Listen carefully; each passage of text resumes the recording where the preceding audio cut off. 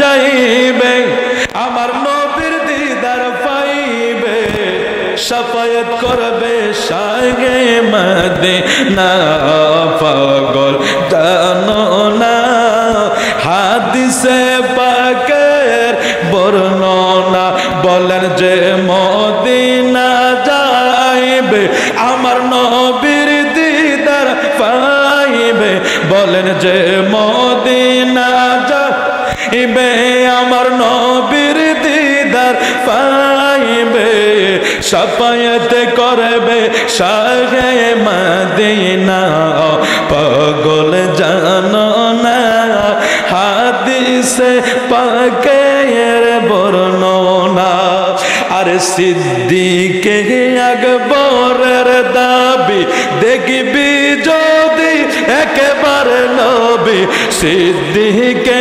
আকবরের দাবি দেখবি যদি একেবারে নবী জীবনে আর দুঃখ থাকবে না ও মন জানো না হাদিসে পাকের বর্ণনা ওরে আবু বকর অবশেষে নবীজিকে ভালোবেসে আবু বকর অবশেষে নবীজিকে ভালোবেসে শুইল আমার নবীর পাশে দুঃখ রইল না শাফায়াত করবে শাহে মদিনা জোরে জোরে বলে আল্লাহু আকবার নারে তাকবীর নারে রিসালাত প্রধান বক্তার আগমন প্রধান বক্তার শুভেচ্ছা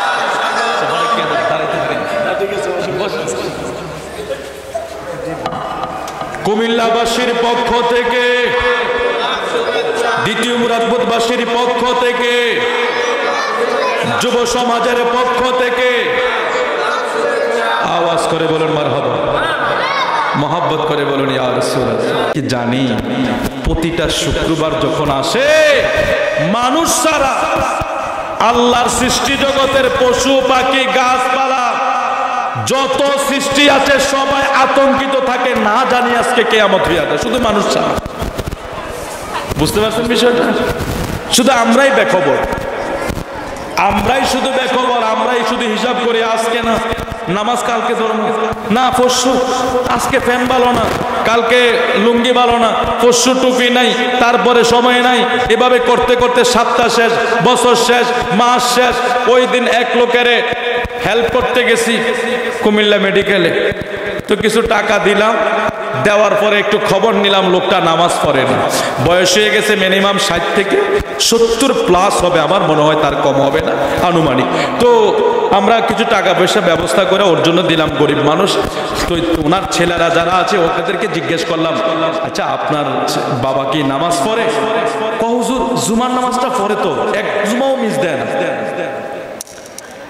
আমরা কি বেকুব আমরা বুঝি না কিছু আপনি কি বুঝেছেন ও 70 বছর বয়স হয়ে গেছে মানুষের বিপদে সাহায্য করে এটা ভিন্ন কথা কিন্তু তার এই যে একটা ব্যক্তি জীবনের একটা কথা একটা হিসাব করছেন আপনি ওনার হায়াত থেকে 70 বছর চলে গেছে উনি মাত্র জুমা ধরছে ও ভাই ওয়াক্ত ধরবে কোন দিন তো হায়াত থেকে 70 বছর চলে গেছে না তো হায়াত থেকে তো 70 বছর মাইনাস হয়ে গেছে তো এই মাত্র জুমা ধরছে তো ওই ওয়াক্ত শুরু করবে কোন দিন ওর কথা আমি বুঝলাম যে হুজুর না জুমা পড়ে প্রতি জুমা পড়ে আমি আর রিটার্ন জিজ্ঞেস করি না জিজ্ঞেস করলে লজ্জা পাবে প্রতি জুমা তো সবাই পড়ে কিন্তু মূল তো হইলো 5 ওয়াক্তরা ঠিক আছে কিনা তাহলে কথার ভাবে বোঝা গেল মাত্র জুমা শুরু করছে তো হিসাব মিলাইলাম আল্লাহ 70 বছর বয়সে মাত্র জুমা শুরু করছে এই 5 ওয়াক্ত নামাজের খবর নাই উনি কোন দিন 5 ওয়াক্ত শুরু করবে আল্লাহ আমাদেরকে মসজিদমুখী করে দাও জোরে বলে আমিন আর একটু মহব্বত করে বলে আমিন তাহলে সেই ভয়াবহ দিন আমাদের সামনে আসবে শুক্রবার জুমার দিন আল্লাহর হাবিব পেয়ারা রাসূল ঘোষণা করে দেয় আসমান জমিনের যাহা কিছু আছে সবাই আতঙ্কিত থাকে। কে? পশু পাখি যত জীব জানোয়ার আছে শুক্রবার আসলে ওরা ভয় কাঁপে, না জানি আজকে আল্লাহ আমাদেরকে কিয়ামত দিয়া শেষ করে দেয়। আল্লাহ আমাদেরকে আখিরাত মুখী করো, পরকাল মুখী করো, মসজিদ মুখী করো। জোরে জোরে বলুন আমিন। আপনারা কষ্ট পান না তো বাবা? আরো জোরে বলি আমিন। একটু মহব্বতের দুরূদ শরীফ পড়ে আল্লাহুম্মা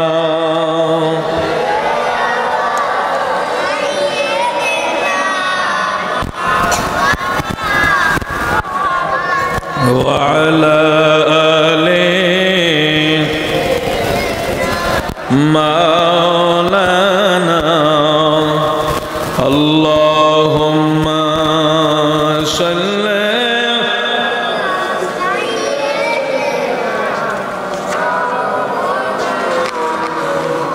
وعلى آل سيدنا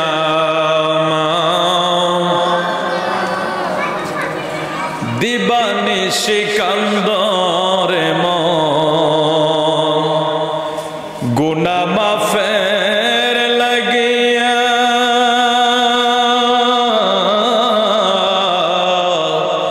আরে মাফ করিয়া দিবেন তিনি রহমতের দরিয়া। দিবানিশি কান্দরে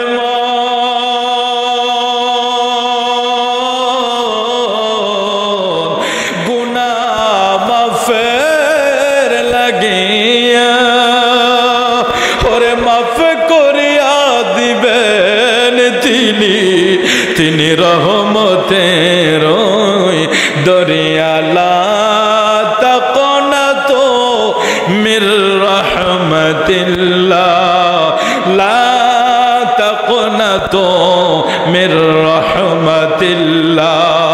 আল্লাহ বলে বান্দা যত গুনাহ করস আমার রহমত থেকে দূরে যাস না। জোরে কোন সুবহানাল্লাহ। তাহলে আল্লাহ আমাদেরকে ডাকতেছে, সে আল্লাহর কাছে আমরা ক্ষমা চাবো। আল্লাহ আমাদেরকে কবুল করুক। জোরে বলি আমিন। আর একটু মহব্বত করে বলি আমিন। আর একটু মহব্বত করে বলি আমিন। বন্ধুগণ আমার একটু মনোযোগ সহকারে শুনুন। আমার নবীর একজন প্রিয় বন্ধুর সম্পর্কে আমরা আলোচনা করব। আমার নবীর একদিকে বন্ধু, আরেক দিকে ছিলেন আম্মা জান আয়েশা সিদ্দিকা রাদিয়াল্লাহু তাআলা আনহা। তিনার বাবা সিদ্দিকে আকবর, যিনি দুনিয়ার বয়সে আমার নবীর আগে আবু বকর এসেছেন। তাইলে দুনিয়ার বয়সে আমার নবী থেকে আবু বকর বয়সে কিছু বড় ছিলেন। আবার এদিক দিয়া সিদ্দিকে আকবরের মেয়ে আমার নবীর কাছে বিবাহ দিলেন। এখন সব দিকে মিলিয়া দুনিয়ার সিস্টেমে জামাই শ্বশুরকে সম্মান করে না শ্বশুর জামাইরে করে? জামাইয়ে করে না শ্বশুরে? জামাই শ্বশুরকে সম্মান করে না শ্বশুর জামাইরে করে? কে করে? কে করে না? আমরা দেশে কি উল্টাটা আছে নাকি? এরকম নাকি? জামাইয়ে শ্বশুরে করতে হবে, এটা তো নিয়ম, এটা তো সিস্টেম নাকি? আর যদি বলে শ্বশুরে জামাইরে করতে হতে সারছে, এবারে কো মাই আমার ঘরে বয়া কামো, তুমি বাদ যাও, ঘুরেও যায়, তোমার এনে জায়গা নাই। কিছুদিন আগে এরকম এক বিয়া ভেঙে গেছে, একবার জায়গা, সব বিয়া রেডি, বিয়ে সাথে সব রেডি, শুধু কবুল রইব। মেয়ে কবুল কইয়া লাইছে, কথাটা বুঝছেন? সব রেডি, ছেলের কাছে গেছে, একটু ব্যবহারে 19-20 হয়েছে, পুরোটা বিয়ে শেষ, একবারে শেষ, ভেঙে গেছে। মেয়ের বাবা বলছেন আমি ছেলের কাছে মেয়ে দেবো না, শেষ, বিয়ে শেষ। তাহলে এটা স্বাভাবিক নিয়ম হলো আমাদের দেশ বলেন গোটা সৃষ্টির সিস্টেম হইলো জামাইরা শ্বশুররে সম্মান করার দরকার আছে, ঠিক কিনা বলেন? জামাই শ্বশুররে সম্মান করবে, কিন্তু সিস্টেম দুনিয়ার এক জিনিস, আমার নবীর জগতে আরেক জিনিস। মারহাবা কোন? আমার নবীরও কিন্তু শ্বশুর ছিল আবু বকর। আল্লাহু আকবার বলবেন না? দুনিয়ার সকল জামাইরা শ্বশুররে সম্মান করা লাগে, আর আবু বকর কেমন শ্বশুর কেমন জামাই পাইলেন। রহমতের নবীর কদমের কাছে আইসা আবু বকর বলতো ইয়া রাসূলুল্লাহ, নবী গো আমি আবু বকর আপনার, আমার সমস্ত সম্পদ আপনার। সুবহানাল্লাহ। আবু বকর আমার নবীর বড় প্রিয় একজন বন্ধু ছিলেন। সেই সিদ্দিক আকবরের আমার নবীর হিজরতের সাথে ছিলেন, হেরা গুহার সাথে ছিলেন। আবু বকর আমার নবীজির সাথে রওজায়ে আতহারে আমার নবীর সাথে সিদ্দিক আকবর ঘুমিয়ে আছে। প্যারা রাসূল আবু বকর সিদ্দিক রাদিয়াল্লাহু তাআলা আনহু আমার নবীর পাশে ঘুমায়। ফারুক আজম আমার নবীর পাশে ঘুমায়, কারণ আমার প্রিয় নবী সাল্লাল্লাহু আলাইহি ওয়াসাল্লাম তারা আমার নবীর পাশে থাকবে। এটা নবীজি দুনিয়ায় থাকতে ভবিষ্যৎবাণী করে গেলেন। আবু বকর ওমর আমি নবীর পাশে তারা আরাম করবে, আমি নবীর পাশে তারা ঘুমাবে। এখনো যারা হজ করতে গিয়েছেন রওজা শরীফ এখন আর ভিতরে দেখার সুযোগ নাই, রওজার জালিও ধরার সুযোগ নাই। আপনাদের দোয়ায় আমি গোলাম এই বছর বড় হজে গিয়েছিলাম, আমি এর আগে যাই নাই। হঠাৎ করে আল্লাহ কবুল করে ফেলেছে, এই অল্প বয়সে মক্কা মদিনায় দৌড় দিয়েছে। রে প্রথম ফ্লাইট হয়েছিল মদিনায় প্রথম ফ্লাইট মানে হজের উদ্দেশ্যে বড় হজে যখন রওনা হয়েছিলাম মদিনার ফ্লাইট ছিল, মানে আমরা মদিনায় প্রথম থাকবো তারপরে মক্কায় আসবো। মদিনায় যাইয়া মদিনার এয়ারপোর্টে যখন বিমান ল্যান্ড করছে জানালা দিয়া দেখা যায় মদিনার শহরের বাতিগুলো দেখা মানুষ পাগল বাড়া হয়ে গেছে। ইয়া রাসূলুল্লাহর স্লোগানে মানুষ পাগল হয়ে গেছে। মদিনার মাটির জমিনের ভিতরে ফাওরাইকা মানুষ পাগল হয়ে গেছে। আল্লাহ তুমি আমরার কপালে রাখছো তোমার নূর নবীর দেশে আসার জন্য। আমার নবীর দেশে মানুষ যখন যায় ওই মাটিটার ভিতরে সেজদায় লুটাইয়া পড়ে। এখন এই রওজা শরীফে বাবু সালাম দিয়া ঢুকলে সালাম দিয়া বের হওয়া যায়, বের হওয়া লাগে। রওজা শরীফে ধরা যায় না, এখানে পুলিশ থাকে, হাজার হাজার মানুষ, সেখানে দাঁড়ানোর কোনো সুযোগ নাই। তারপরেও রওজার কাছাকাছি আইসা বড় একটা সুলা গাছে একটু খেয়াল করলে ভিতরে আবার বড় বড় পর্দা দেওয়া আছে। রওজা শরীফ এখনো দেখা যায় না, কিন্তু আমার নূর নবীজির পাশে আবু বকর ওমর একই জায়গায় ওই সোনালী জালির ভিতরে সবুজ গম্বুজ মোবারকের নিচে যেখানে আমার দয়াল নবী, সেখানে আবু বকর, সেখানে ফারুক আজম। সুবহানাল্লাহ, আরো জোরে বলি আল্লাহু আকবার। সেই সিদ্দিক আকবর আমার নবীর বন্ধু, তিনার ব্যাপারে অনেক আলোচনা আছে। ওয়ান ইবনে উমর قال كنا نخير بين الناس في زمان النبي صلى الله عليه وسلم فنخير ابا بكر ثم عمر ثم عثمان بن عفان رواه البخاري। ইবনে ওমর থেকে বর্ণনা, তিনি বললেন আমরা রাসূলুল্লাহ সাল্লাল্লাহু আলাইহি ওয়াসাল্লামের জামানায় সময় আমরা ব্যক্তির মর্যাদা বা কে কত বড়, কার সম্মান কতটুক বেশি, আমরা এইভাবে একটা পার্থক্য করতাম। ইবনে ওমর বলে আমরা ওই সময় ব্যক্তির মর্যাদা পার্থক্য করতে যাইয়া সর্বপ্রথম ব্যক্তি হিসাবে ভালো ইবাদত সবকিছু ওই সময় আবু বকর সিদ্দিক এক নম্বরে থাকতো। আর একটু জোরে বলেন না সুবহানাল্লাহ। আচ্ছা, আপনি আমি মরার পরে মানুষ যদি আমার নামে সমালোচনা করে আমার কি আযাব হইব না জান্নাত হইব? যদি সমালোচনা করে অবশ্যই আযাব হবে না? আচ্ছা, সমালোচনা কখন করবে? আমার ভালো থাকলে কি কিছু করার সুযোগ আছে? আচ্ছা, ভালো থাকলে যদি কেউ করে এটা আল্লাহ দেখবে না? আর আমি যদি এমন কর্ম কইরা থাকিও যেখান দিয়া কুড়াল যাইতো না সেখান কি জানি যেখান দিয়া সুই যাইতো না সেখান দিয়া কুড়াল দৌড় না মানুষ, আমরা দেশে আছে না নাই? আপনাদের মুরাদপুরে নাই, কিন্তু এই দেশে অভাব নাই। এই ধরনের কাজকর্ম আপনি মানুষের বাড়ি দখল, জায়গা দখল, টাকা দখল, মানুষকে মারা, মানুষকে কষ্ট দেওয়া, মানুষের সম্পদ নষ্ট করা, মানুষকে কষ্ট দেওয়া, এই জাতীয় কাজ করে যদি আপনি মারা যান, হয়তো মারা যাওয়ার আগে আপনারে ভয় কিছু কইব না, ভয় কইব না, না জানি আপনি তারে কিছু একটা করে ফেলেন, কিন্তু আপনি মারা যাওয়ার পরে সে বলার সুযোগ পাবে কি পাবে না বলুন? তাহলে আমার দুনিয়ার কর্ম অনুযায়ী আমাকে বিচার করা হবে, ঠিক কিনা বলেন? আমার দুনিয়ার কর্ম অনুযায়ী মানুষ আমার আলোচনা করবে। আমি যদি এই ব্যাটারে আমার বাবারে আপনারে আমার ক্ষমতা দিয়া যদি আপনাদেরকে আমি তরসাদ করি, মরার পরে এগুলি বেশি উঠবে না? এগুলি মানুষ বলবে না? তাহলে আমি যদি ভালো কর্ম করি ভালোটাও বলবে। তো আবু বকর সিদ্দিক যদি খারাপ করতো, ইবনে ওমর রাদিয়াল্লাহু তাআলা আনহু আমার নবীর জমানায় আবু বকর সিদ্দিককে 1 নম্বরে রাখতে পারতো? আল্লাহু আকবার। আমাদের জিন্দেগিকে আমরা সেভাবে উঠাবো। আল্লাহ কবুল করো, জোরে বলে আমিন। ইয়া রাসূলুল্লাহ ইয়া রাসূলুল্লাহ ইয়া রাসূলুল্লাহ ইয়া রাসূলুল্লাহ।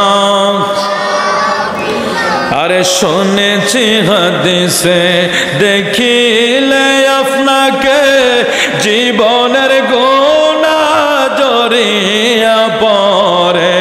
শুনেছি হাদিসে দেখিলে আপনাকে জীবনের গুনাহ জড়িয়ে পড়ে। দিয়েন গো দেখা শয়ন স্বপনে ইয়া রাসূলুল্লাহ। মহব্বতে মহব্বতে ইয়া রাসূলুল্লাহ। আরে কাফন পরায়া জানাজা দিয়া দিবে গো নবীজি কবরে শোয়া। কাফন পরায়া জানাজা দিয়া দিবে গো নবীজি কবরে শোয়া। লয়েন গো দয়াল গোলাম বানায়া। লয়েন গো দয়াল গোলাম বানায়া ইয়া রাসূলুল্লাহ। জোরে ইয়া রাসূলুল্লাহ। আরে মুনকার নাকির আসিয়া সওয়াল করবে বসায়া। দিয়েন গো নবীজি পর্দায় উঠায়া। মুনকার নাকির আসিয়া সওয়াল করবে বসায়া। দিয়েন গো নবী পর্দায় উঠায়া। দেখিব আপনাকে নয়ন বরিয়া। মারহাবা কোন মারহাবা, জোরে কোন ইয়া রাসূলুল্লাহ। আমাদের নবী কবরে আসতে পারে কে পারে না? আমাদের নবী কবরে আসতে পারে কে পারে না? মা কুনতা তাকুলু ফি হাযার রাজুল। আপনি যদি ঈমানদার হন, মুনকির নকির প্রশ্ন করার সাথে সাথে আপনি বলবেন আশহাদু আল্লা ইলাহা ইল্লাল্লাহ ওয়া আশহাদু আন্না মুহাম্মাদান আবদুহু ওয়া রাসূলুহু। আমার নবীর পরিচয় দিতে দেরি কবর 70 গজ কইরা চতুর্দিকে প্রশস্ত হয়ে যাবে। সুম্মা ইউনাওয়ারু লাহু, কবরের ভিতরে নূর প্রবেশ করবে। মুরাদ দ্বিতীয় মুরাদপুরের কবরে কি মোমবাতি দেয়নি? ভিতরে লাইট জ্বালায়। বাবারে না বড় আদর করতেন, শোয়ানের টাইমে একটা লাইটের ব্যবস্থা করে দিছিলেন। কোথায় দিছেন? অন্ধকার। বাঁশ দিছেন, আবার মাটি চাপা দিছেন। মাটির উপরে মাটি, মাটি আর মাটি, মাটি আর মাটি। আপনি কান্না করতেছেন, আমার বাবাকে আমি কখনো এসি রুম ছাড়া রাখি না, কখনো আমার বাবাকে আমি গরমে কষ্ট পাইতে দিই না। এত কষ্ট করেছি বাবার জন্য, আজকে বাবাকে এখানে শোয়াইলাম। আমার নবী বলতেছে, তোমার বাবার জিন্দিগি যদি ইমানের জিন্দিগি হয়, তোমার বাবার জিন্দিগি যদি আমলের জিন্দিগি হয়, তোমার বাবা যদি আমি নবীকে কবরে চিনতে পারে, আমার উম্মত যদি আমি নবীকে কবরে চিনতে পারে, ওই সন্তান তুমি দেখতেছো তোমার বাবার কবর ঘন ছোট 3.5 হাত, আমি নবী বলছি আমি নবীর পরিচয়টা দিতে পারলে কবরে ইজা কবিরুল মাইয়িতি, কবরে যখন রাখা হয়, যখন আমি নবীর পরিচয়টা কবরে দিতে পারবে, তখন তার কবর 70 গজ করে চতুর্দিকে প্রশস্ত হয়ে যাবে। সুম্মা ইউনাওয়ারু লাহু, ওই কবরে নূর প্রবেশ করবে, কবর আলোকিত হয়ে যাবে। জোরে কোন সুবহানাল্লাহ। সেই নবীর পরিচয় যদি কবরে পাইতে চান, সেভাবে তো আমাকে তৈরি করতে হবে, ঠিক কিনা বলুন? আল্লাহ আমাদেরকে কবুল করুক, জোরে বলে আমিন। দেখুন আমার নবীর কলিজার টুকরারা কিভাবে নিজেকে তৈরি করেছেন।